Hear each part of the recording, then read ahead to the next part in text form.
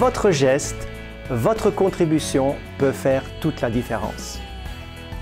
Si la goutte d'eau disait « Je ne suis qu'une goutte », il n'y aurait jamais de rivière. Si la pierre disait « Je ne suis qu'une pierre », il n'y aurait jamais de mur.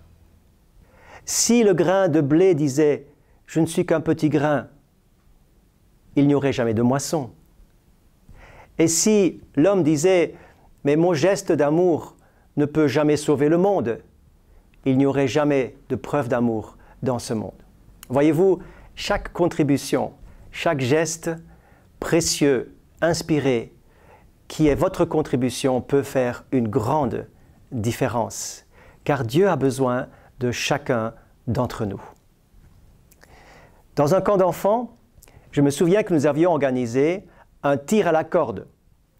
Et les enfants étaient répartis en 2 équipes, les moniteurs également, et nous avons mis les moniteurs à part égale de chaque côté de cette ligne tracée au milieu, et les enfants s'ajoutaient à droite et à gauche pour participer à ce tir à la corde. Comme les 2 équipes étaient égales, eh bien, la différence ne se faisait pas. La corde était toujours au même endroit et les équipes ne bougeaient pas. Et voilà que soudain arrive un petit gars qui n'avait pas participé à la sélection et qui arrive en retard et qui se met spontanément dans une des équipes et qui tire avec sa petite force d'un petit jeune homme, d'un petit enfant de 6 ans. Et c'est lui qui a tout doucement fait la différence pour que l'équipe était gagnante de son côté. Chaque contribution peut faire la différence. Je me souviens de bien des événements où, après avoir envoyé un SMS, fait une visite ou écrit une lettre ou fait un téléphone, eh bien la différence a été notable. Entre autres, un jour je visitais une personne âgée qui était à l'hôpital et elle me paraissait en bon état, en bonne forme, et je lui disais « Écoutez, madame, je viendrai vous voir quand je reviendrai de l'étranger ».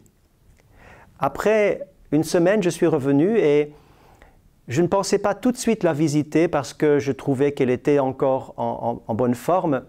Et donc, en rentrant en voiture à la maison, soudain, j'ai cette impulsion qui vient, va visiter cette dame à l'hôpital maintenant. Bien sûr, j'allais arriver en retard pour le repas, etc., pour les enfants, mais j'ai cru entendre la voix de Dieu et je me suis donc arrêté à l'hôpital. Je suis monté dans la chambre et voilà que je trouve son fils et je trouve madame à l'agonie. Elle ne parlait plus, elle ne pouvait plus communiquer. Elle était à l'article de la mort. Et j'arrive juste à ce moment-là pour lui tenir sa main et pour lui communiquer ma prière, ma paix, mais aussi vraiment la remettant entre les mains de Dieu. Je vivais un moment extrêmement important. En effet, c'est juste après, quelques heures après qu'elle est décédée. Son fils me dira « Elle vous attendait avant de mourir ». Venir au bon moment, faire la différence. Un geste, une contribution, une impulsion, une obéissance qui fait toute la différence. L'Évangile nous parle d'un récit très beau, magnifique, où Jésus va se laisser bénir par une personne qui fera un geste spontané, qui sera incompris par tout le monde, mais lui va apprécier ce geste et ce témoignage d'amour à sa plus grande valeur. Vous trouvez cela dans Marc chapitre 14. Cette femme qui viendra dans une maison déjà bondée de monde, elle viendra sans être invitée, mais elle viendra pour témoigner de l'amour qu'elle a pour Jésus, en versant un parfum précieux sur ses pieds. Et alors que tous semblent finalement dérangés par ce geste, ne le comprenant pas, Jésus dira ces mots importants que j'aimerais vous laisser.